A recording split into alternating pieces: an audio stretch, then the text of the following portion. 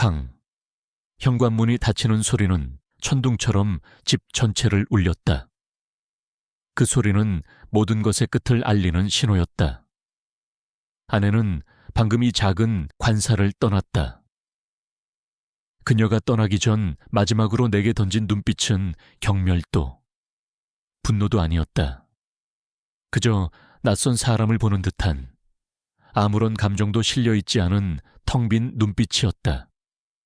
식탁 위에는 그녀가 놓고 간 얇은 종이 한 장이 위태롭게 놓여 있었다.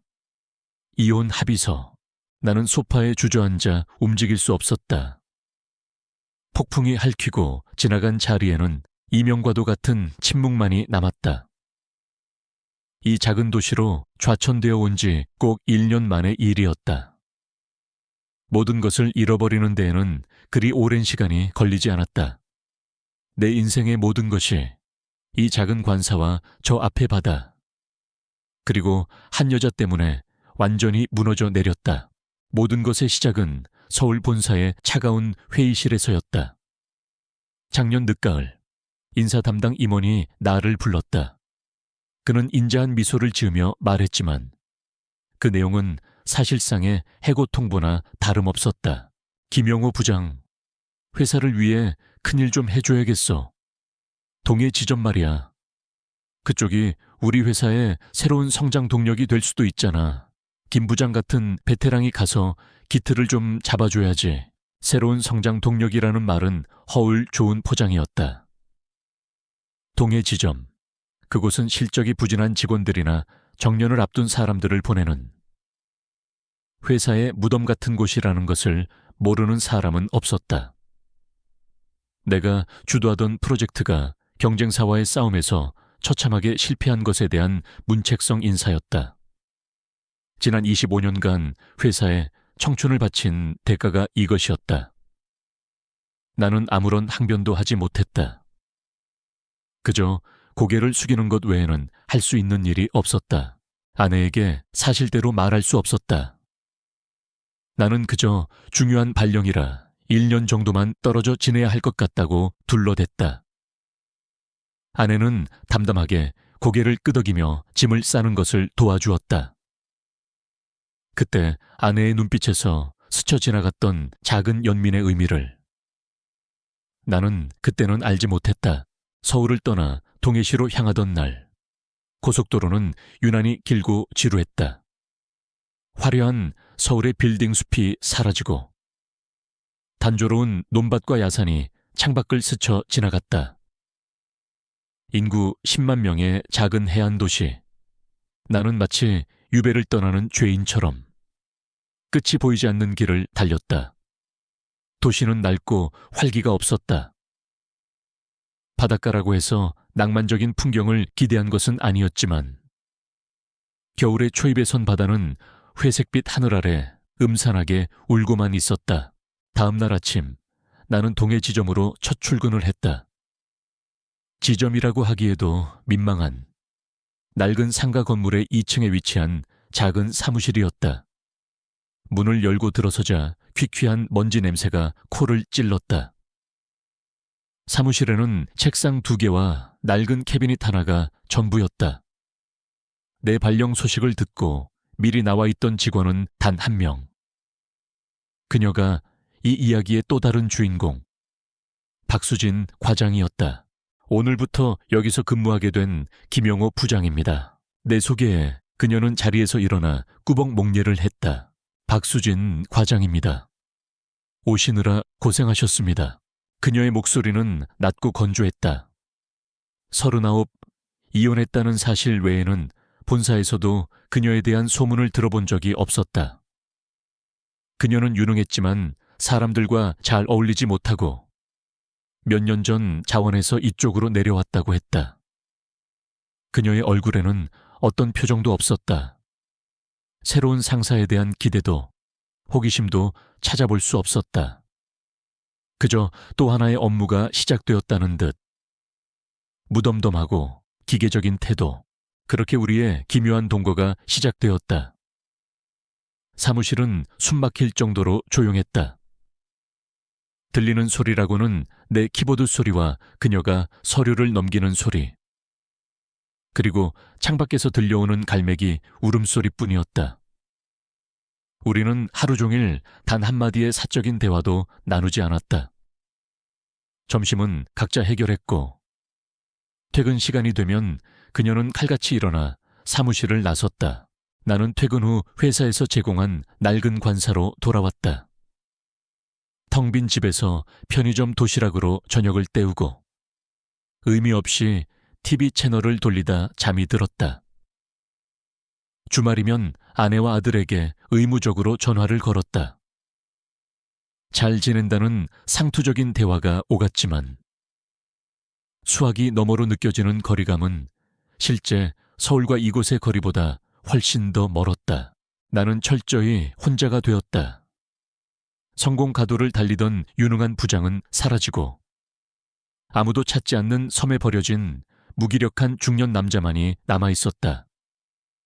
그리고 그 섬에는 나 외에 또 다른 한 명의 조난자, 박수진 과장이 있었다.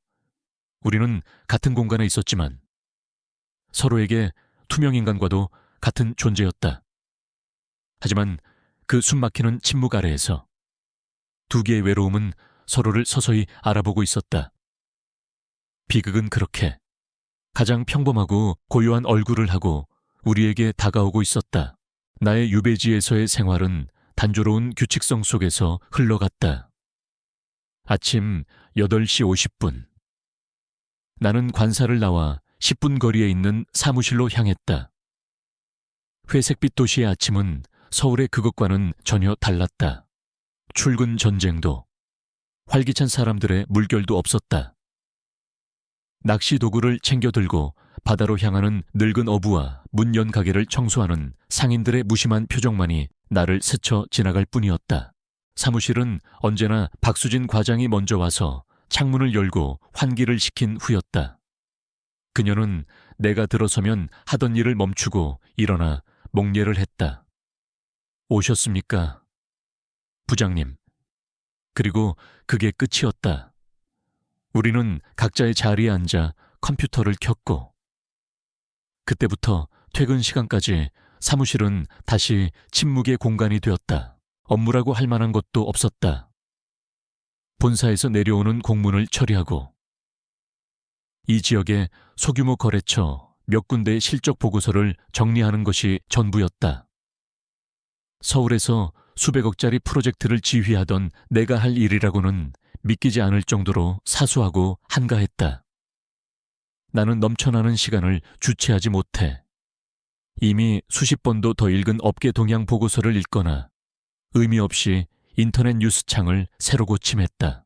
박수진 과장은 그런 나와는 달랐다. 그녀는 언제나 바빠 보였다.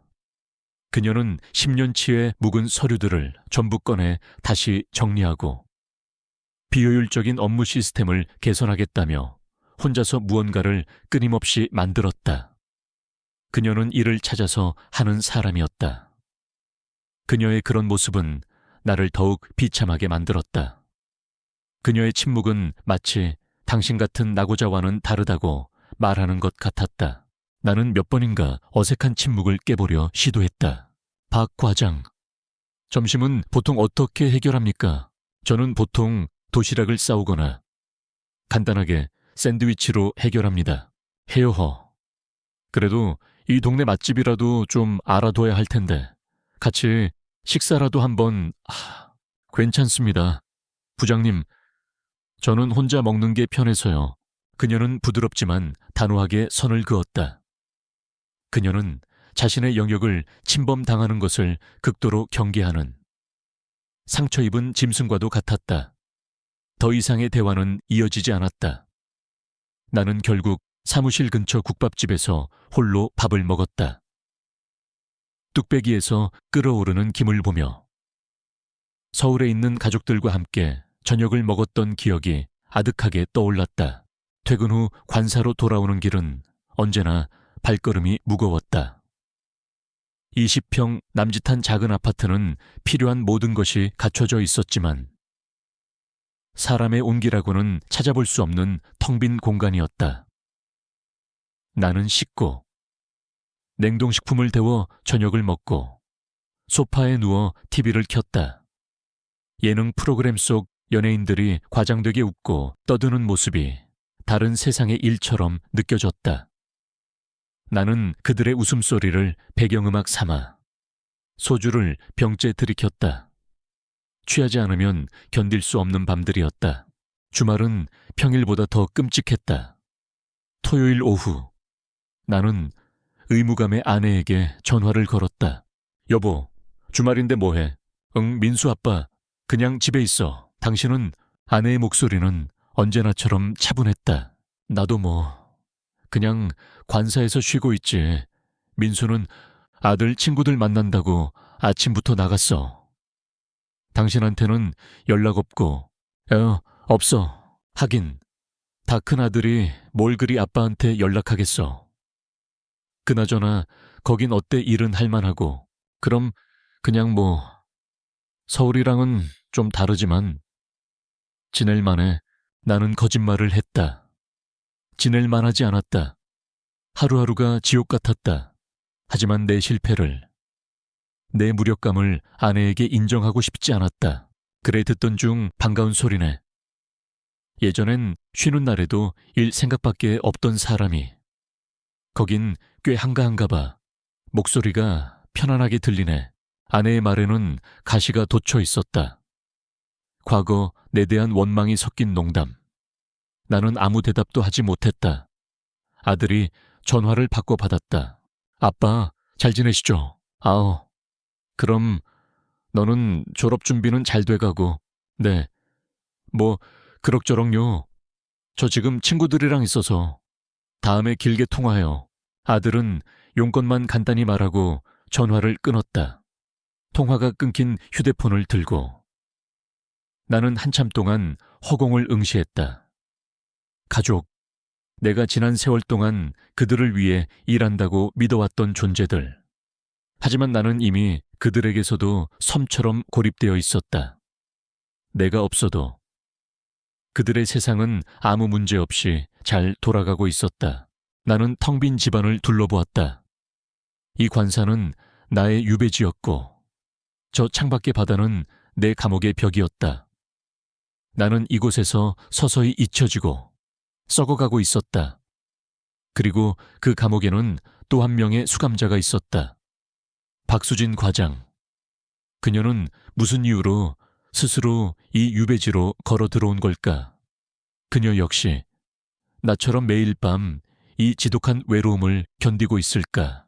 그녀의 무표정한 얼굴 뒤에 숨겨진 이야기를 나는 그때 처음으로 궁금해하기 시작했다. 그것이 모든 비극의 시작이 될 줄은 꿈에도 모른 채 변화는 가장 일상적인 순간에 예고 없이 찾아왔다. 계절이 바뀌어 겨울의 스산함이 옅어지고 봄 기운이 돌기 시작하던 어느 금요일 오후였다. 퇴근 시간을 1시간 앞두고 서울 본사의 기획본부장에게서 직접 전화가 걸려왔다. 그의 목소리는 다급하고 날카로웠다. 김 부장 큰일 났어. 동해 지점 관할 구역에서 작년에 진행했던 리조트 사업권 관련해서 감사팀에서 긴급 실사를 나오겠다고 연락이 왔네. 내일 아침에 바로 출발한다더군. 네, 갑자기 무슨 말씀이십니까? 그건 작년에 이미 다 끝난, 말할 시간 없어. 그 사업. 자네가 서울에 있을 때 마지막으로 결제했던 건이지. 관련 자료 전부 다 다시 검토해야 해. 조금이라도 문제될 만한 거 있으면 밤을 새워서라도 찾아내. 내일 아침까지 보고해. 전화는 일방적으로 끊겼다. 심장이 쿵 하고 내려앉았다. 내가 회사를 떠나기 직전 라이벌이었던 상무가 무리하게 밀어붙였던 사업이었다. 당시에도 몇 가지 껄끄러운 부분이 있었지만 나는 그의 압력에 못 이겨 사인을 했다. 그리고 이제 와서 그 사업에 대한 감사가 들어온다는 것은 명백히 나를 겨냥한 것이었다. 나를 이 무덤으로 보낸 것도 모자라. 이제는 아예 옷을 벗기려는 속셈이었다. 나는 박수진 과장을 바라보았다. 그녀는 이미 통화 내용을 들었다는 듯 굳은 표정으로 나를 보고 있었다. 박 과장, 미안하지만 오늘 야근 좀 해야겠어. 작년 리조트 사업 관련 서류 전부 다 꺼내주시오. 알겠습니다. 그녀는 군소리 한마디 없이 일어나 캐비닛으로 향했다. 그때부터 전쟁이 시작되었다. 우리는 먼지가 뽀얗게 쌓인 수십 개의 서류 박스를 사무실 바닥에 쏟아부었다. 계약서, 품위서, 세금 계산서, 이메일 기록까지 산더미 같은 서류 속에서 우리는 문제의 실마리를 찾아야만 했다. 시간이 어떻게 흘러가는지도 몰랐다. 우리는 샌드위치로 저녁을 때우며 서류와 씨름했다. 처음의 어색함은 사라진 지 오래였다. 우리는 끊임없이 질문하고 확인하고 의견을 나누었다. 부장님, 이 항목 지출 증빙기 좀 이상합니다. 세부 내역이 없어요. 젠장, 그럴 줄 알았어. 본사 재무팀 초회 팀장. 내 직속 후배였지. 내가 전화해 보겠소.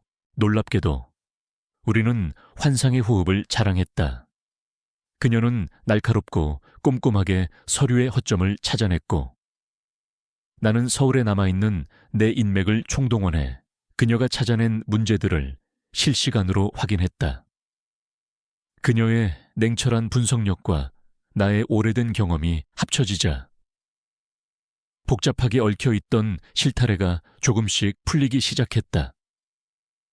나는 처음으로 그녀를 그저 무뚝뚝한 부하 직원이 아닌 유능한 동료로서 바라보게 되었다. 그녀의 눈빛에서도 내 대한 미세한 존중감이 읽혔다. 자정이 넘어서야 우리는 마침내 결정적인 문제점을 찾아냈다. 라이벌 상무가 자신의 측근이 운영하는 하청업체에 일감을 몰아주며 리베이트를 챙긴 정황이었다.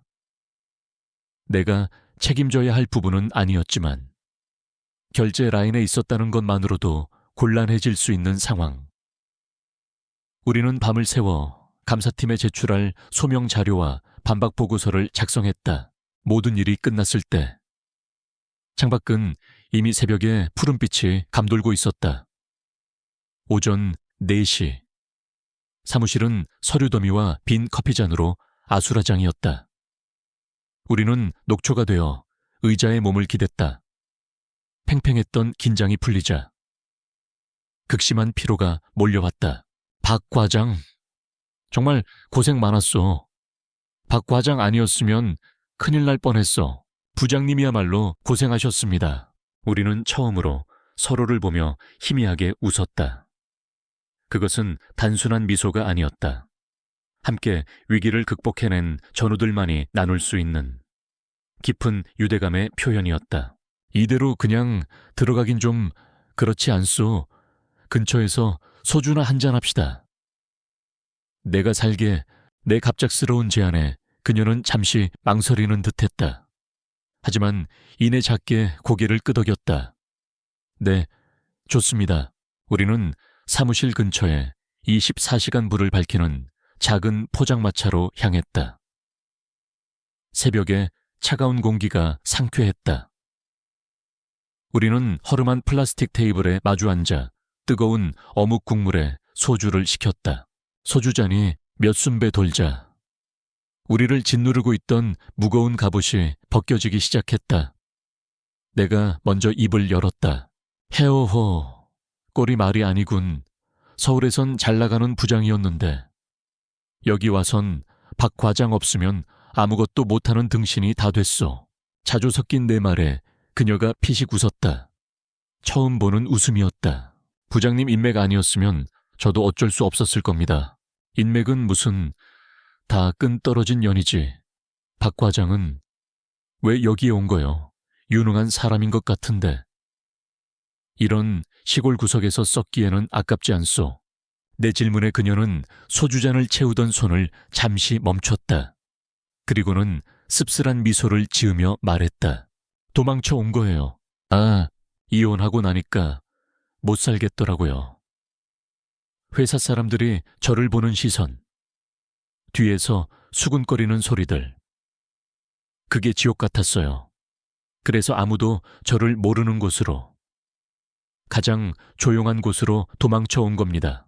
그녀의 고백은 담담했지만 그 안에는 깊은 상처가 배어 있었다. 나는 그녀의 무표정한 얼굴 뒤에 숨겨진 아픔을 처음으로 보았다.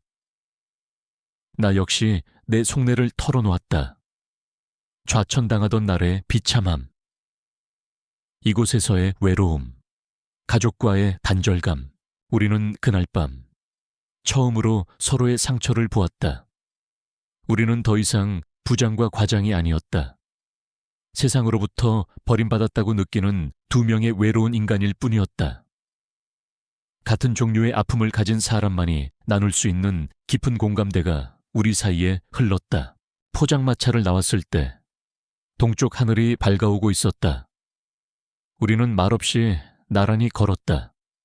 술기운 때문인지, 밤을 사은 피로 때문인지 세상이 조금 비현실적으로 느껴졌다. 어색했지만 더 이상 불편하지 않은 침묵. 그 침묵은 수많은 말들보다 더 많은 것을 이야기하고 있었다. 관사 앞에서 나는 그녀에게 말했다. 푹 쉬시오. 그녀는 고개를 끄덕이고 돌아섰다. 나는 그녀의 작은 뒷모습이 골목길 저편으로 사라질 때까지 한참 동안 그 자리에 서 있었다. 그날 밤 우리 사이에 무언가 돌이킬 수 없는 변화가 시작되었음을 나는 어렴풋이 직감하고 있었다. 주말 동안 나는 거의 잠을 이루지 못했다. 금요일 새벽의 일이 꿈처럼 비현실적으로 느껴지면서도 포장마차의 소란스러움과 소주잔을 부딪히던 순간, 그리고 그녀가 처음으로 털어놓았던 상처 입은 이야기가 뇌리에서 떠나지 않았다. 월요일 아침, 사무실 문을 여는 손이 미세하게 떨렸다. 그녀는 이미 와 있었다. 내가 들어서는 소리에 그녀는 평소처럼 자리에서 일어나 목례를 했지만 시선은 애써 내 얼굴을 피하고 있었다. 우리 사이에는 전에는 없던 어색하고 미묘한 공기가 흘렀다. 그날 밤 우리가 공유했던 날것의 감정들이 아무 일 없었다는 듯 말끔하게 정돈된 사무실의 공기와 이질적으로 부딪혔다. 침묵은 여전했지만 그 의미는 완전히 달라져 있었다. 이전의 침묵이 단절과 무관심이었다면 이제의 침묵은 서로를 너무 많이 의식하기에 비롯된 무게감 있는 침묵이었다. 오전 내내 우리는 약속이라도 한 듯 일에만 몰두했다. 하지만 나는 서류 위 글자들이 눈에 들어오지 않았다. 자꾸만 그녀의 뒷모습으로, 타자를 치는 그녀의 하얀 손가락으로 시선이 향했다. 그녀 역시 마찬가지였으리라. 가끔 그녀가 나를 의식하는 듯 어깨를 움찔하는 것이 느껴졌다. 점심시간이 다가왔다. 나는 잠시 망설였다. 다시 예전처럼 각자 밥을 먹는 사이로 돌아가야 할까? 하지만 그럴 수 없었다. 이미 우리는 서로의 상처를 엿본 사이였다. 나는 자리에서 일어나 최대한 아무렇지 않은 척 말했다. 박 과장, 점심 같이 합시다. 지난번에 보니 이 근처에 생선구이 집이 괜찮아 보이던데. 그녀는 잠시 멈칫했다. 그녀의 얼굴에 망설임이 스쳐 지나갔다. 하지만 이내 그녀는 작게 고개를 끄덕였다. 네, 부장님, 그날 이후 함께 점심을 먹는 것은 우리의 새로운 규칙이 되었다. 우리는 더 이상 혼자 국밥을 먹거나 책상에서 샌드위치를 먹지 않았다. 우리는 이 작은 해안 도시에 소박한 식당들을 하나씩 찾아다녔다. 처음에는 주로 업무 이야기를 나누었지만 점차 대화는 사적인 영역으로 스며들기 시작했다. 그녀는 주말이면 혼자서 뒷산에 오른다고 했다. 정상에 앉아 아무 생각 없이 바다를 보는 시간이 유일한 낙이라고 했다. 그녀는 한때는 피아노를 쳤다고도 했다. 결혼하며 그만두었지만 가끔 손가락이 건반을 그리워한다고. 나는 아들 민수가 어렸을 때 함께 야구를 하러 다녔던 이야기를 했다. 아빠를 세상에서 가장 큰 영웅처럼 따르던 아들의 모습. 다시는 돌아갈 수 없는 그 행복했던 시절의 이야기를 우리는 서로의 과거 조각들을 조심스럽게 꺼내어 나누며 서로의 빈 곳을 채워가고 있었다. 그녀는 내 이야기의 좋은 청중이 되어주었고 나 역시 그녀가 잊고 있던 소소한 꿈들을 다시 떠올리게 해주었다. 나는 그녀와 함께 있을 때 좌천당한 무능한 부장이 아니라 그저 한 사람의 남자, 김영호가 될 수 있었다. 사무실에서의 시간도 변해갔다. 우리는 더 이상 퇴근 시간에 맞춰 칼같이 사무실을 나서지 않았다. 이것만 마저 정리하고 가시죠. 라는 식으로. 우리는 약속이나 한 듯 서로에게 함께 있을 명분을 만들어 주었다. 해가 지고 사무실에 오렌지빛 노을이 스며들 때쯤이면 사무실은 우리 두 사람만의 아늑한 공간이 되었다. 나는 그녀를 여자로서 의식하기 시작했다. 서류를 검토하기 위해 상체를 숙일 때 드러나는 가느다란 목선. 집중할 때 자신도 모르게 머리카락을 귀 뒤로 넘기는 손짓. 그리고 내가 던진 농담에 참지 못하고 터뜨리는 맑은 웃음소리까지. 그녀의 모든 것이 내 마음에 들어와 박혔다. 25년간의 결혼 생활 동안 잊고 있던 심장이 두근거리는 감각이 되살아나고 있었다. 물론 내 안의 이성은 끊임없이 경고 신호를 보냈다. 이건 미친 짓이다. 너는 가정이 있는 남자다. 그녀는 네 부하 직원이다. 여기서 멈춰야 한다. 이 감정은 그저 외로움이 만들어낸 신기루일 뿐이다. 나는 주말에 아내와 통화를 할 때마다 지독한 죄책감에 시달렸다. 하지만 이성은 감성의 달콤한 속삭임을 이기지 못했다. 그녀와 함께 보내는 시간은 내 유배 생활의 유일한 빛이었다. 나는 그 빛을 향해 날아드는 불나방처럼 위험한 줄 알면서도 멈출 수가 없었다. 이건 그저 동료애일 뿐이라고, 외로운 처지에 있는 사람들끼리의 작은 위로일 뿐이라고 스스로를 속였다. 균열은 그렇게 시작되고 있었다.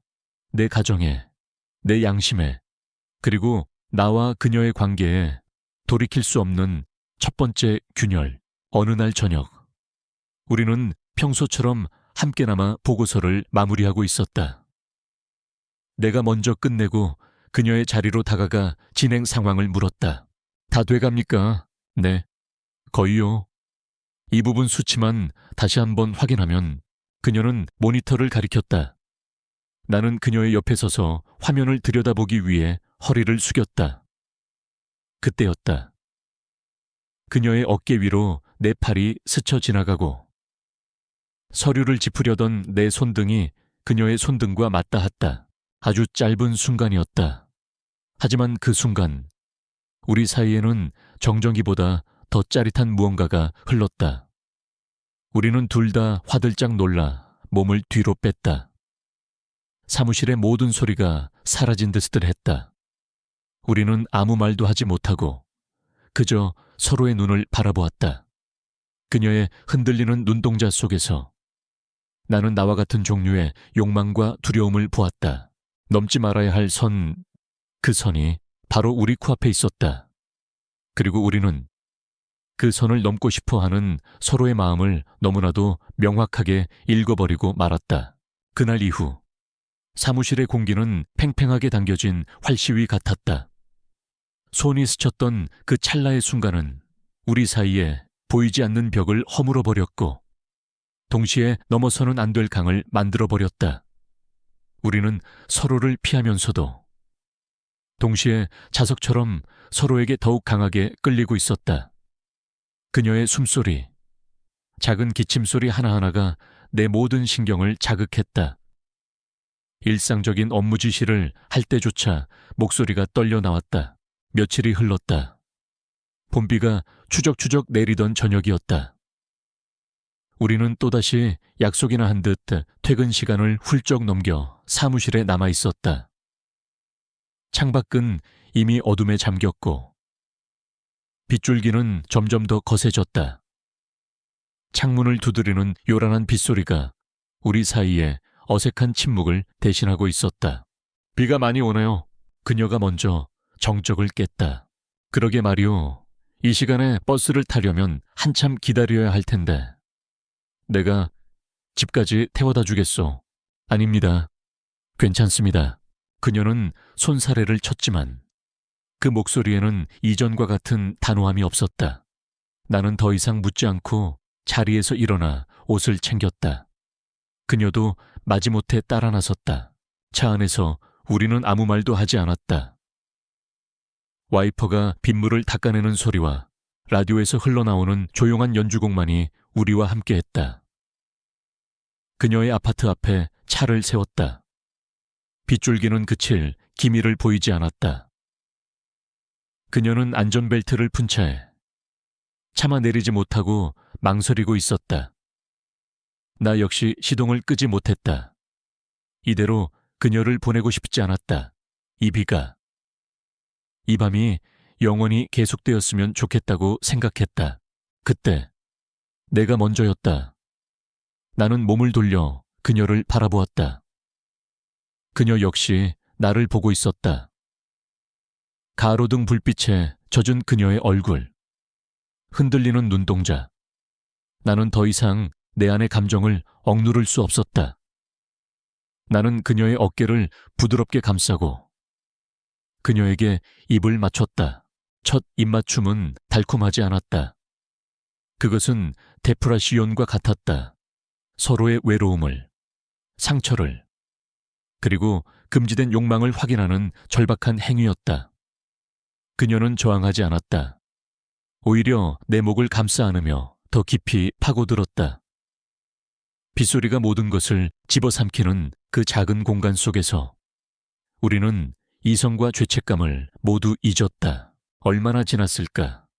우리는 천천히 입술을 떼었다. 서로의 거친 숨소리만이 차 안을 채웠다. 내일 토요일이요. 내가 먼저 말했다. 내일은 주말이라는, 아무도 우리를 찾지 않을 것이라는 암묵적인 신호. 그녀는 대답 대신 조용히 고개를 끄덕였다.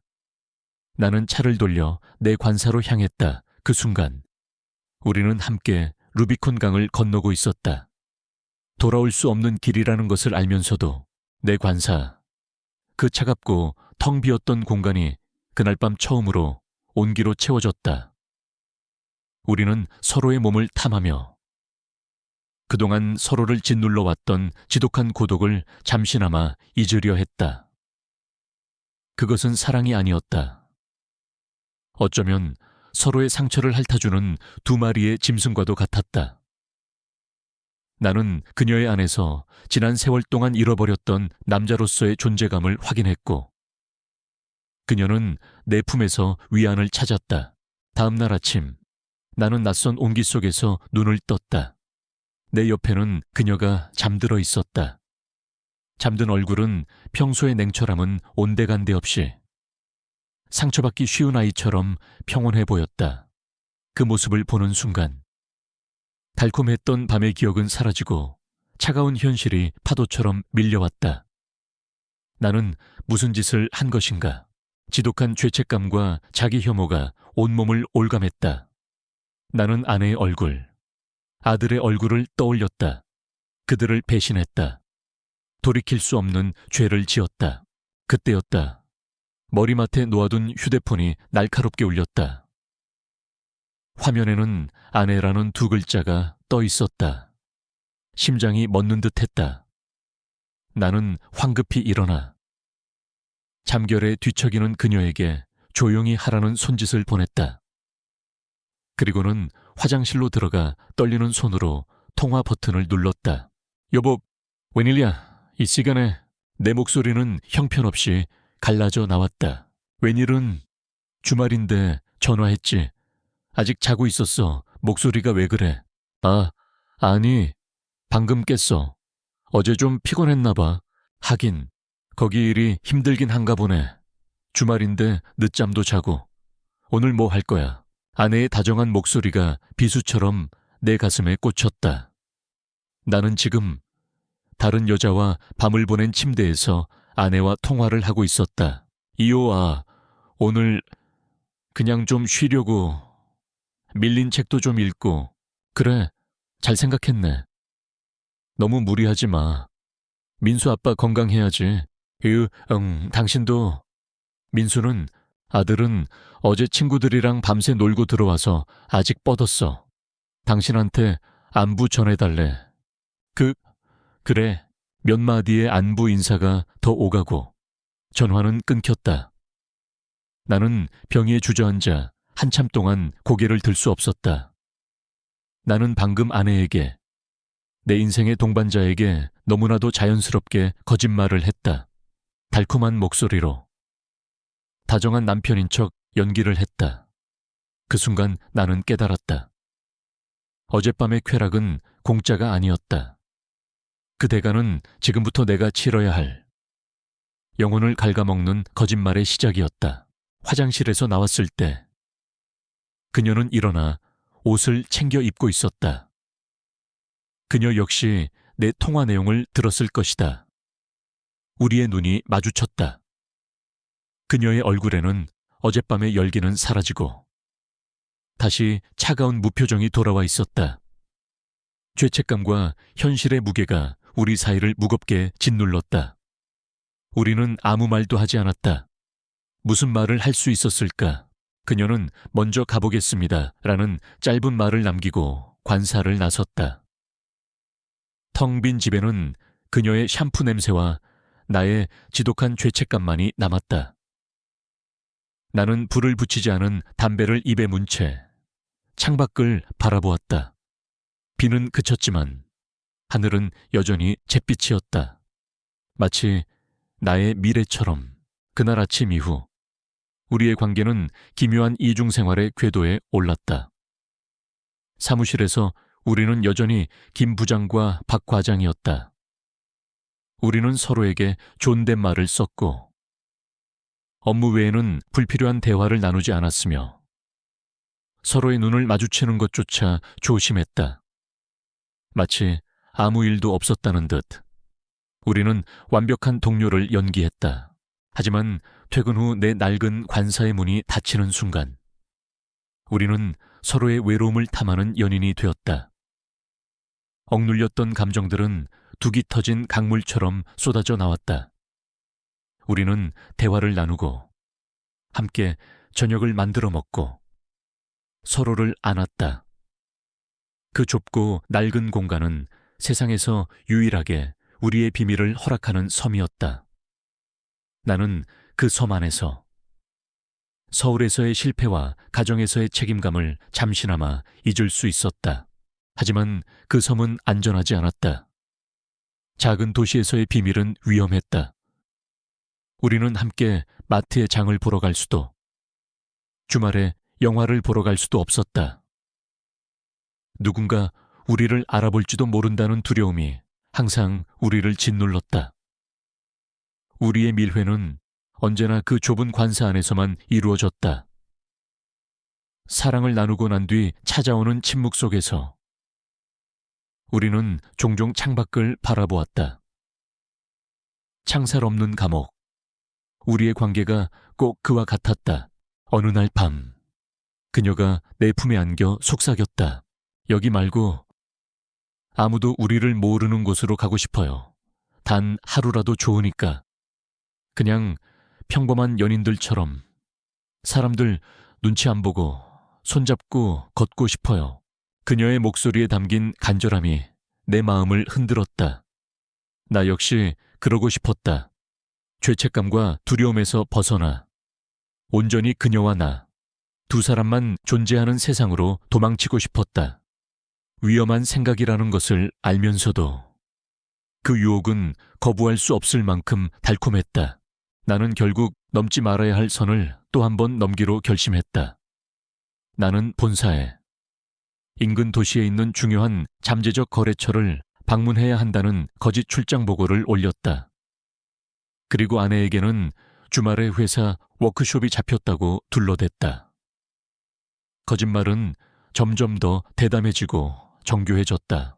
금요일 오후, 우리는 마치 해방을 맞은 죄수들처럼 우리만의 작은 도시를 떠났다. 차가 익숙한 국도를 벗어나 고속도로에 올라서는 순간 나는 짜릿한 해방감을 느꼈다. 옆자리에 앉은 그녀의 얼굴에도 오랜만에 보는 편안한 미소가 걸려 있었다. 우리가 향한 곳은 차로 2시간 거리에 있는 조금 더 큰 항구 도시였다. 우리는 예약해둔 바다가 보이는 작은 호텔에 짐을 풀었다. 창문을 열자 짭짤한 바닷바람이 밀려 들어왔다. 우리는 처음으로 함께 여행 온 평범한 연인들처럼 손을 잡고 해변을 걸었다. 부서지는 파도를 보며 웃었고 관광객들 틈에 섞여 조개구이를 먹으며 소주를 마셨다. 누구도 우리를 아는 척하지 않았고 누구도 우리를 이상한 눈으로 쳐다보지 않았다. 그날 밤 호텔방에서 우리는 그 어느 때보다 격렬하게 서로를 원했다. 그것은 단순한 육체적 결합이 아니었다. 서로의 존재를 확인하고 이 거짓된 행복이 현실임을 믿고 싶어 하는 필사적인 몸부림이었다. 다음 날, 우리는 진짜 연인들처럼 늦잠을 자고 카페에 앉아 브런치를 먹고 시내를 돌아다니며 아이쇼핑을 했다. 나는 그녀에게 작은 목걸이를 하나 사주었다. 그녀는 아이처럼 기뻐하며 내게 몇 번이고 고맙다고 말했다. 나는 지난 수십 년간 잊고 있던 누군가에게 무언가를 해주고 기쁨을 느끼는 감정을 오랜만에 맛보았다. 이 순간이 영원했으면 좋겠다고. 나는 진심으로 바랐다. 하지만 행복은 신기루처럼 짧았다. 호텔 발코니에 서서 함께 노을을 보고 있을 때였다. 내 휴대폰이 울렸다. 아내였다. 심장이 쿵 하고 내려앉았다. 나는 그녀에게 잠시만 하고 말하고는 급히 방 안으로 들어와 화장실 문을 닫았다. 여보, 응예, 민수 아빠. 워크숍은 잘 돼가 피곤하겠네. 에요, 그럼 뭐? 늘 하던 거지. 지금 저녁 먹고 잠시 쉬는 중이야. 그래, 주변이 조용하네. 다른 사람들은 다 어디 가고, 다들 방에 들어갔어. 내일 아침부터 또 일정 빡빡해서 나는 거울에 비친 내 모습을 보았다. 사랑하는 아내를 속이며 뻔뻔하게 거짓말을 늘어놓는 추악한 중년 남자의 얼굴. 스스로가 역겨웠다. 몇 마디 안부를 더 나눈 뒤 전화를 끊고 밖으로 나왔을 때 그녀는 발코니 난간에 기댄 채 말없이 바다를 보고 있었다. 우리의 짧은 행복에 찬물을 끼얹은 내 전화 통화의 내용을 그녀는 굳이 묻지 않았다. 하지만 우리 사이의 공기는 이미 싸늘하게 식어 있었다. 우리의 행복은 누군가의 희생 위에 세워진 위태로운 모래성이었다는 사실을 우리는 다시 한번 깨달았을 뿐이다. 돌아오는 길, 차 안에는 무거운 침묵만이 흘렀다. 화려했던 항구 도시에 불빛이 멀어지고 익숙한 어둠과 가로등 불빛이 우리를 맞았다. 우리의 짧은 탈출은 끝났다. 그녀의 아파트 앞에 차를 세웠다. 우리는 키스도 포옹도 하지 않았다. 그저 지친 눈으로 서로를 잠시 바라볼 뿐이었다. 들어가시오. 네, 부장님도 조심히 들어가세요. 그녀가 채서 내리고 나는 그녀의 모습이 어둠 속으로 완전히 사라질 때까지 기다렸다. 그리고 다시 혼자가 되어 텅 빈 관사로 돌아왔다. 꿈같은 주말의 흔적은 어디에도 없었다. 내 손에 남은 것은 아내를 속였다는 더 큰 죄책감과 그녀와의 관계가 더 이상 단순한 불장난이 아니게 되었다는 무거운 현실뿐이었다. 나는 금지된 바다에서 헤엄쳤다. 그 물은 짜릿할 정도로 달콤했지만 동시에 나를 더 깊고 어두운 심연으로 끌어당기고 있었다. 우리의 비밀 여행은 모든 것을 바꾸어 놓았다. 그것은 우리 관계에 족쇄를 채움과 동시에 날개를 달아주었다. 우리는 이제 단순한 동료도 하룻밤의 실수도 아닌 공범이 되었다. 함께 죄를 짓고 함께 비밀을 공유하는 사이. 그 위험한 유대감은 우리를 더욱 단단하게 묶었다. 사무실에서의 영희는 더욱 완벽해졌다. 우리는 서로에게 필요한 말만 했고 눈길 한 번 함부로 주지 않았다. 하지만 책상 밑으로 오가는 은밀한 문자 메시지. 탕비실에서 스쳐 지나가며 아주 잠깐 손가락 끝을 맞대는 아찔한 순간들. 우리의 비밀스러운 교감은 사무실의 건조한 공기 속에서 더욱 선명하게 느껴졌다. 거짓말은 나의 일상이 되었다. 아내에게는 점점 더 자주 야근과 주말 특근을 둘러댔다. 처음에는 목소리가 떨리고 식은땀이 났지만 인간은 적응의 동물이라고 했던가. 나는 점차 능숙한 거짓말쟁이가 되어갔다.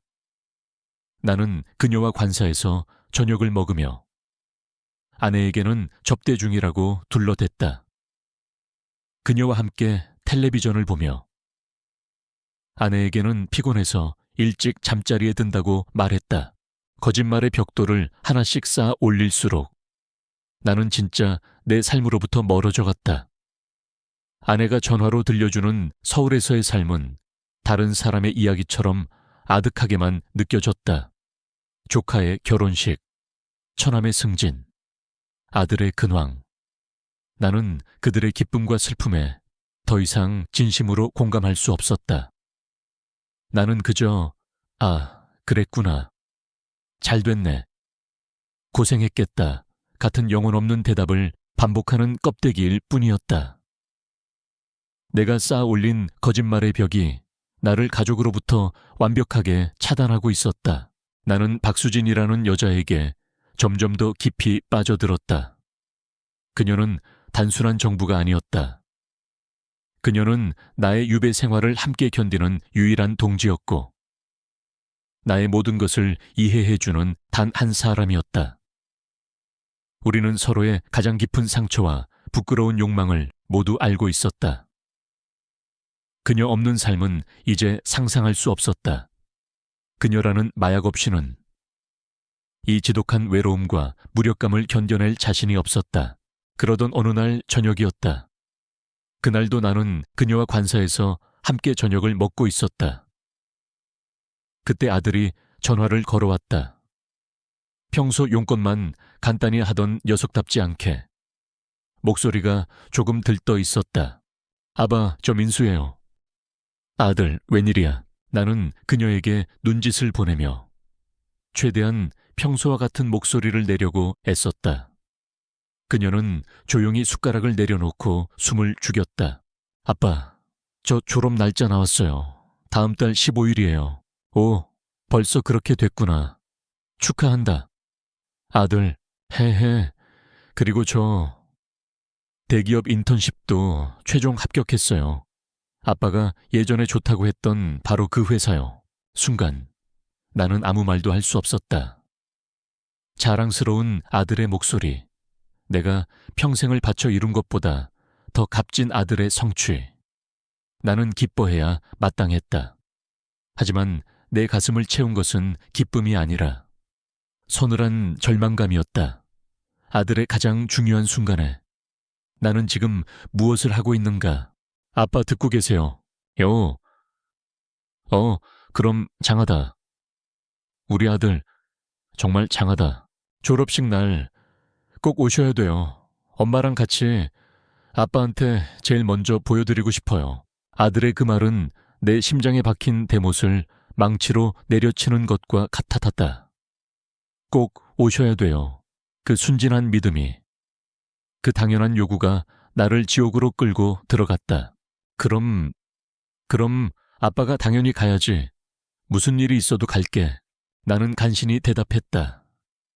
몇 마디 말을 더 나눈 뒤 전화를 끊었을 때 내 손은 땀으로 축축했다. 고개를 들자 나를 바라보는 그녀의 눈과 마주쳤다. 그녀의 얼굴에는 복잡한 감정이 서려 있었다. 연민, 슬픔, 그리고 어쩔 수 없는 체념. 무슨 일 있으세요? 그녀가 조심스럽게 물었다. 나는 대답하지 않았다. 대답할 수 없었다. 나는 방금까지 그녀와 함께 웃고 있던 식탁을, 이 좁고 누추한 관사를, 그리고 그녀의 얼굴을 천천히 둘러보았다. 그 순간 모든 것이 역겹게 느껴졌다. 우리의 관계는 서로의 외로움을 달래주는 아름다운 위로가 아니었다. 그것은 그저 현실로부터 도망치기 위한 더 더럽고 이기적인 욕정의 배설구에 불과했다. 나는 가족의 사랑과 아들의 믿음을 배신하고 고작 이 일시적인 위안을 위해 모든 것을 망치고 있었다. 나는 그녀를 사랑하는 것이 아니었다. 나는 그저 내 외로움을 사랑했을 뿐이다.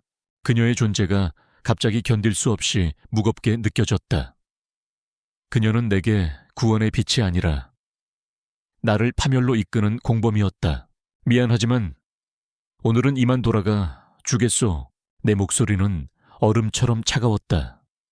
그녀는 내 눈빛에서 모든 것을 읽었다는 듯 아무 말 없이 자리에서 일어났다.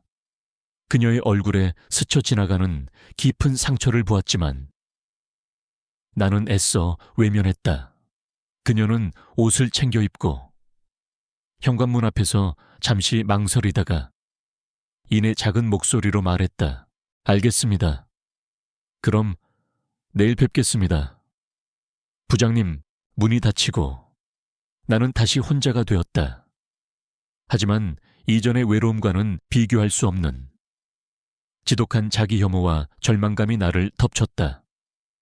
나는 내가 쌓아 올린 거짓말의 벽 안에 완전히 갇혀버렸다. 빠져나갈 수도, 그렇다고 이 안에서 온전히 행복할 수도 없는 완벽한 지옥이었다. 아들의 전화는 내 죄책감에 불을 붙였다. 그날 이후 나는 박수진 과장을 의식적으로 멀리하기 시작했다. 사무실에서는 필요한 업무 외에는 말을 섞지 않았고 퇴근 후 함께하던 저녁 식사나 술자리도 이런저런 핑계를 대며 피했다. 우리의 밀회가 이루어지던 관사는 다시 차갑고 텅 빈 공간이 되었다. 그녀도 나의 변화를 느꼈을 것이다. 그녀는 아무것도 묻지 않았지만 그늘진 얼굴과 무거워진 침묵이 그녀의 상처를 대변하고 있었다. 우리는 같은 공간에 있으면서도 서로 다른 섬에 갇힌 채 보이지 않는 벽을 사이에 두고 서로를 바라볼 뿐이었다. 관계의 열병은 식어갔지만 그 자리에는 씁쓸한 의무감과 지독한 자기 혐오만이 남았다. 이 관계를 끝내야 한다는 것을 머리로는 알았지만 나는 차마 그녀에게 헤어지자는 말을 꺼낼 용기가 없었다. 그녀를 완전히 잃게 되면 이 지옥 같은 유배 생활을 버텨낼 자신이 없었기 때문이다.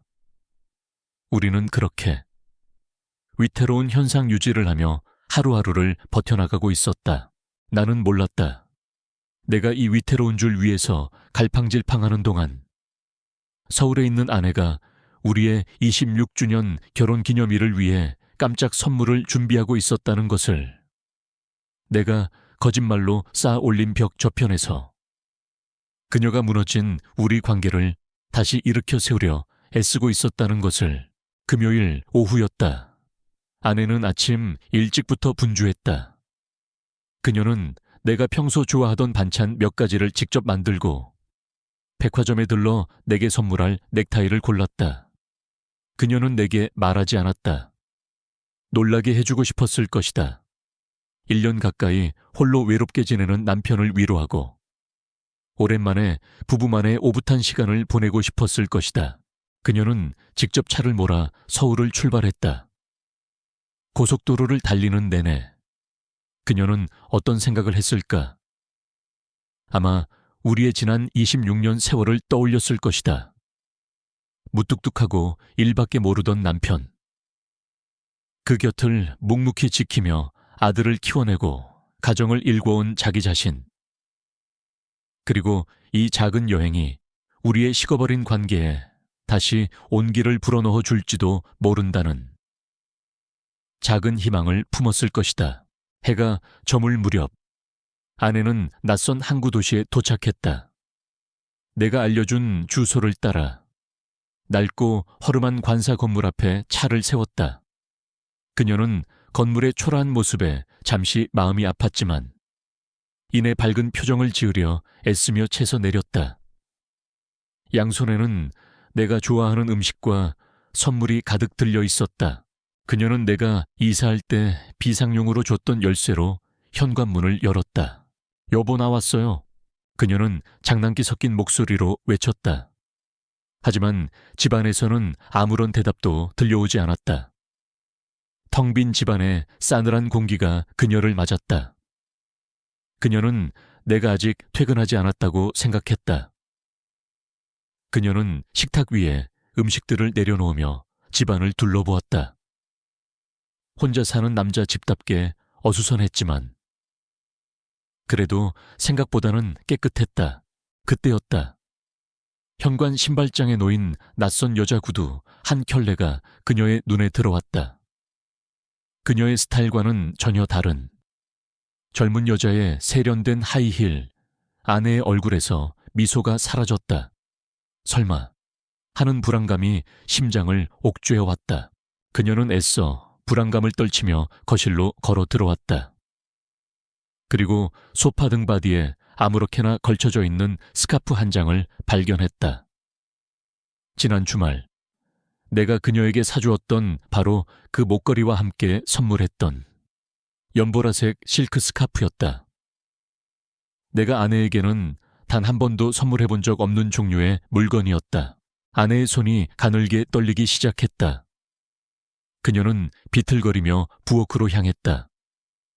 싱크대 선반에는 와인잔 2개가 나란히 엎어져 있었다. 침실 문은 굳게 닫혀 있었다. 그녀는 차마 그 문을 열어볼 용기가 나지 않았다. 모든 조각들이 하나로 맞춰졌다. 나의 잦은 야근, 어딘지 모르게 어색하고 겉돌던 전화통화, 그리고 이 낯선 여자 구두와 스카프, 지난 몇 달간 그녀를 괴롭혔던 막연한 불안감의 실체가 비수처럼 날아와 그녀의 심장을 꿰뚫었다. 아내는 그 자리에 주저앉을 뻔했다. 숨이 쉬어지지 않았다. 26년의 세월이, 그녀의 믿음과 헌신이 한순간에 산산조각 나고 있었다. 바로 그 순간이었다. 현관문 도어락이 해제되는 소리가 들렸다. 그리고 문이 열렸다. 나는 그날 그녀와의 관계를 정리해야겠다는 생각에 괴로워하다. 저녁거리나 사서 함께 마지막 식사를 하자는 생각으로 그녀와 함께 마트에 들렀다. 우리는 양손에 장바구니를 든 채 시시한 농담을 주고받으며 집으로 들어서고 있었다. 여보, 불이 켜져 있네. 내가 의아한 목소리로 말하며 거실로 들어서는 순간 우리는 마주쳤다. 현관 앞에 서 있는 아내, 그리고 그녀를 보고 하얗게 질린 채 굳어버린 나와 박수진 과장. 시간이 멈췄다. 세상의 모든 소리가 사라졌다.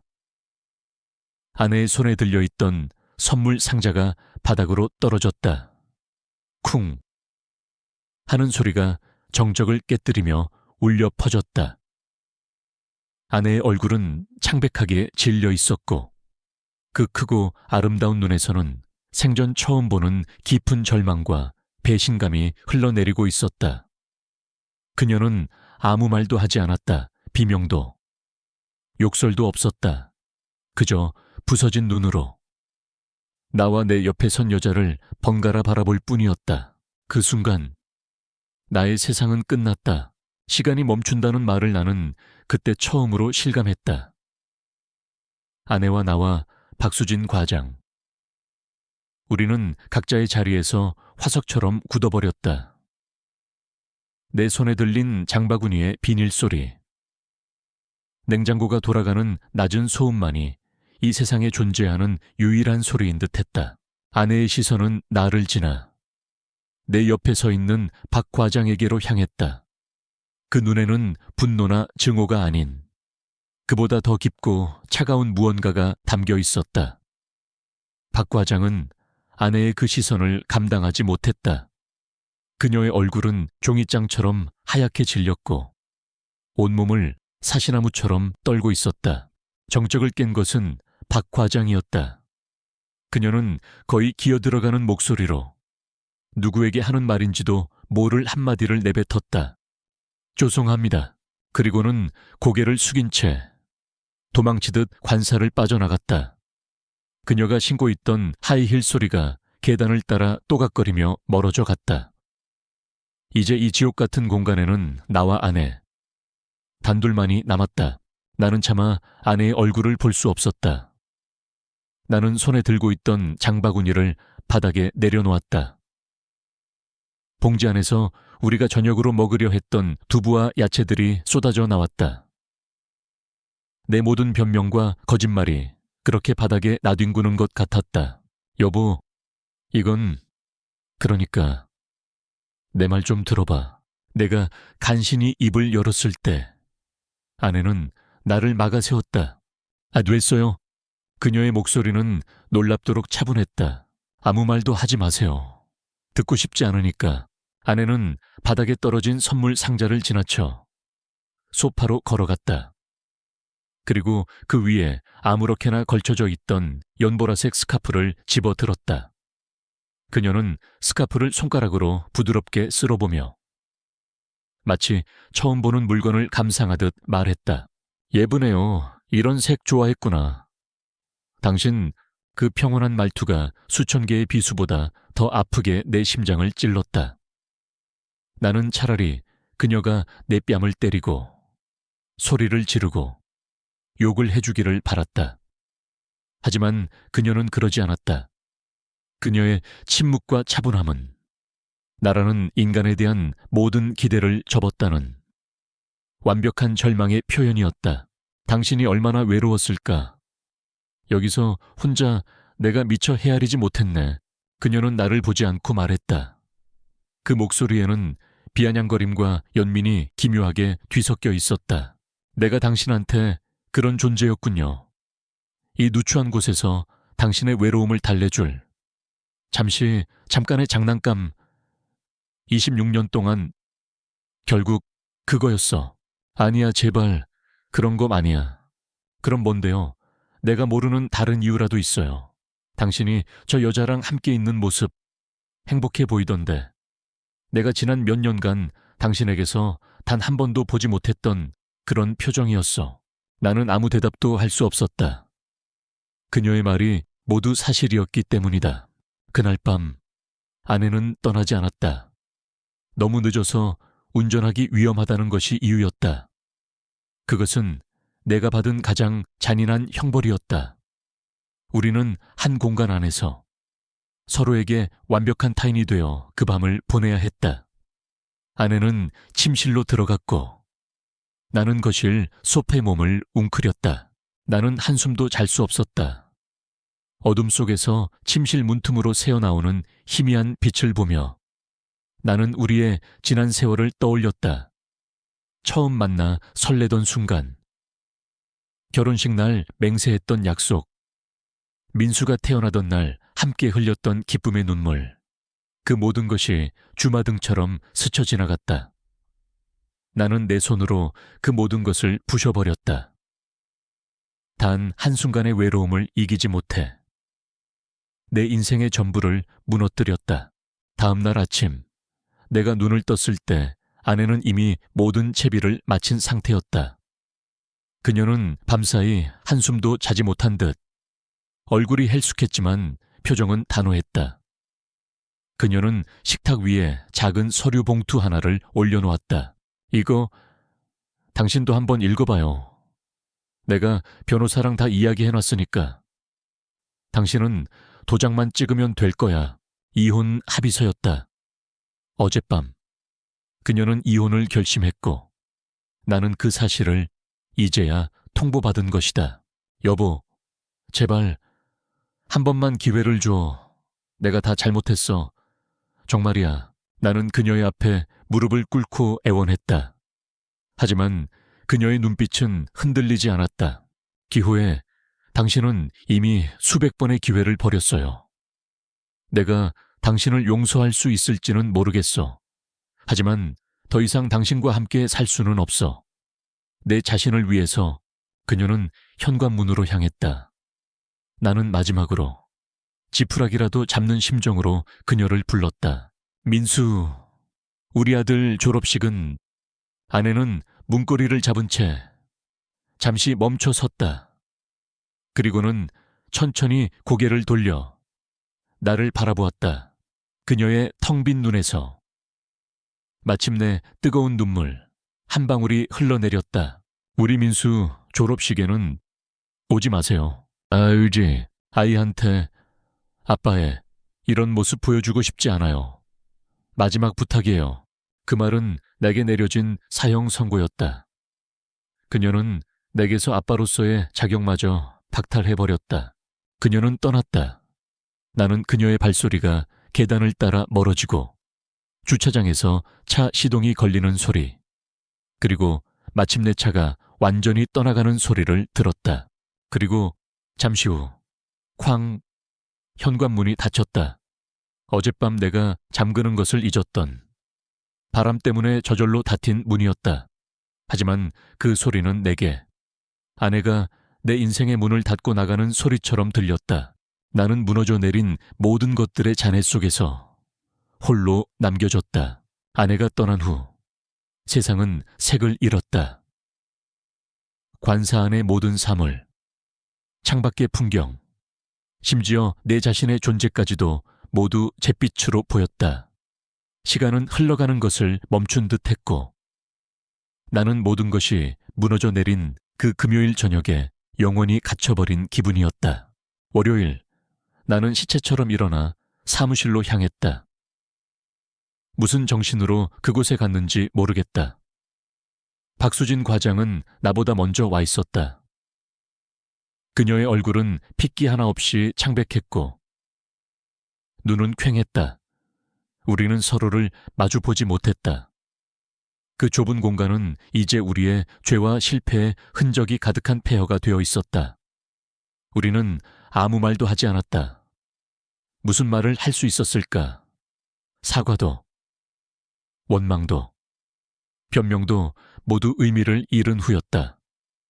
우리의 관계는 불꽃처럼 타올랐다가 한 줌의 더러운 재만 남기고 그렇게 끝났다. 일주일이 지났다. 그 시간 동안 우리는 하루에 한마디도 나누지 않았다. 다음 월요일 아침, 내가 출근했을 때 사무실에는 그녀가 없었다. 그녀의 책상은 먼지 하나 없이 깨끗하게 정리되어 있었다. 그리고 내 책상 위에는 흰 봉투 하나가 놓여 있었다. 사직서였다. 봉투 안에는 사직서 외에 아무것도 없었다. 작별의 말 한마디, 하다못해 짧은 메모조차 없었다. 그녀는 그렇게 연기처럼 내 인생에서, 이 도시에서 사라져버렸다. 그녀의 조용한 퇴장은 우리의 관계가 얼마나 허무하고 보잘것없었는지를 증명하는 마지막 증거였다. 그로부터 한 달 뒤 본사에서 연락이 왔다. 나를 이곳으로 보냈던 바로 그 임원이었다.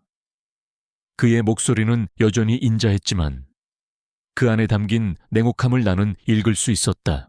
김 부장, 그동안 동해 지점에서 고생 많았네. 이제 그만 서울로 올라와서 쉬어야지.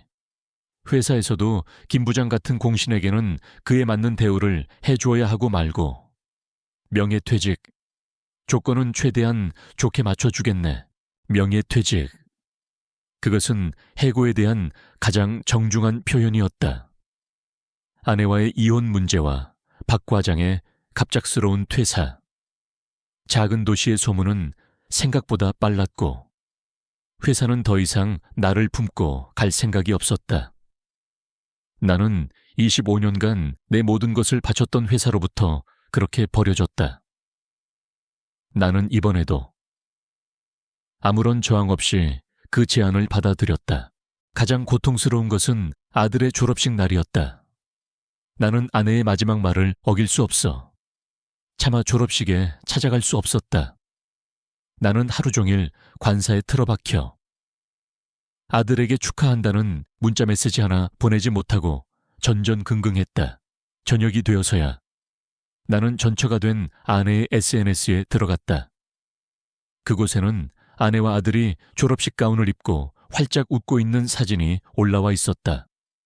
사진 속 두 사람의 행복한 모습 옆에는 마치 처음부터 없었던 사람처럼 내가 있어야 할 자리가 텅 비어 있었다. 나는 그 사진을 보며 목 놓아 울었다. 가족이라는 이름의 세상에서 나는 완벽하게 지워진 존재가 되었다. 몇 달이 더 흘렀다. 나는 서울로 돌아가지 않았다. 돌아갈 곳도, 돌아갈 이유도 없었다. 나는 퇴직금을 받아 이 낡은 관사에 계속 머물렀다. 하는 일 없이, 만나는 사람 없이, 그저 살아있으니 살아갈 뿐이었다. 나는 가끔 텅 빈 사무실이 있던 상가 건물을 지나쳤다. 이제 그곳에는 새로운 간판이 걸려 있었다. 그녀와 함께 갔었던 식당들, 함께 걸었던 바닷가, 이 작은 도시의 모든 곳에 우리의 짧고 치명적이었던 시간의 흔적이 유령처럼 떠다녔다. 오늘도 나는 해가 진 뒤 방파제에 홀로 앉아 소주를 마신다. 잿빛 바다는 그날 이후 단 한 번도 색을 되찾지 못했다. 파도 소리가 나에게 끊임없이 말을 거는 것 같다. 왜 그랬냐고, 무엇을 얻었냐고. 나는 아무것도 얻지 못했다. 가족, 명예, 직장, 그리고 사랑이라고 믿었던 허상까지 모든 것을 잃었다. 모든 것이 무너져 내린 잔해 속에서 나는 비로소 깨닫는다. 나는 외로움을 피하려다 영원한 고독 속에 나 자신을 가두어 버렸다.